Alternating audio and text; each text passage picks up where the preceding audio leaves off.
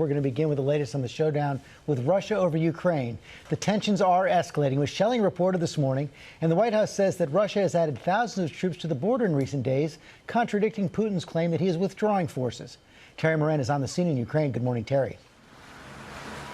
Good morning, George. In many ways, Russia is keeping up the pressure, keeping up the threat here. For example, that long simmering conflict in eastern Ukraine between Ukraine and those Russian-backed, Russian-armed separatists is heating up, and it's a real flashpoint.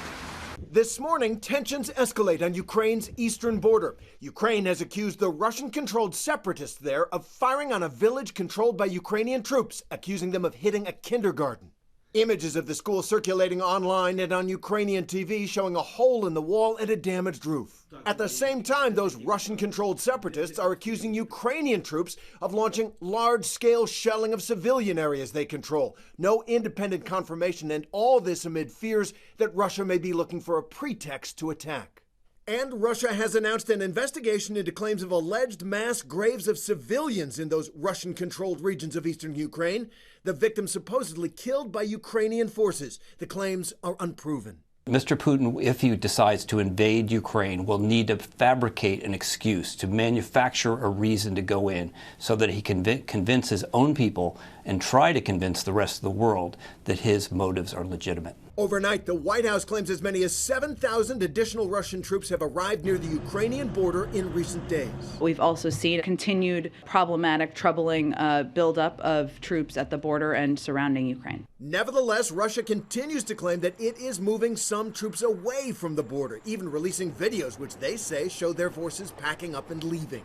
And now the Biden administration with an all-hands-on-deck diplomatic push. This morning, we visited the bomb shelter beneath an apartment building here.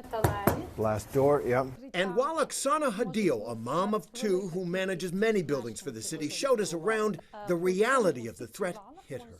Could you imagine that this might actually be used in war, this shelter? No, she says. I could never have imagined that there could be a war.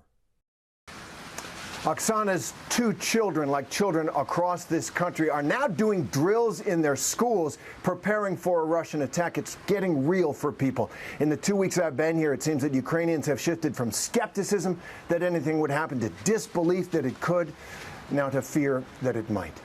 George? Yeah, that is a real change. Okay, Terry, thanks very much. Hi, everyone. George Stephanopoulos here. Thanks for checking out the ABC News YouTube channel. If you'd like to get more videos, show highlights, and watch live event coverage, click on the right over here to subscribe to our channel. And don't forget to download the ABC News app for breaking news alerts. Thanks for watching.